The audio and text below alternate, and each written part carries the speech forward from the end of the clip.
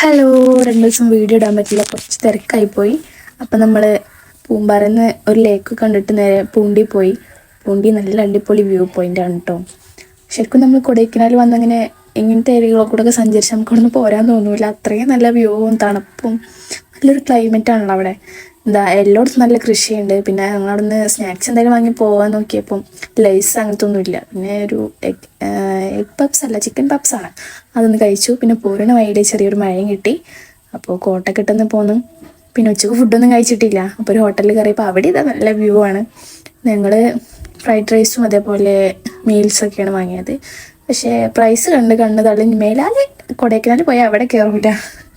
പിന്നെ അതേ തിരിച്ചു പോരാല്ല തയ്യാറെടുപ്പായി. അപ്പോഴേക്കും ഇതാ കോടൊക്കെ കയറി തുടങ്ങി. ചെറിയ മഴ കിട്ടിയതല്ലേ, നല്ല അടിപൊളി കോട കയറൽ തുടങ്ങി. പോരാൻ ഒട്ടും മനസ്സില്ല. പിന്നെ ഞായറാഴ്ച പോകുന്നില്ലെങ്കിൽ പിന്നെ തിങ്കളാഴ്ച മക്കൾക്ക് സ്കൂളൊക്കെ വെറുതെ കളയണ്ടേ.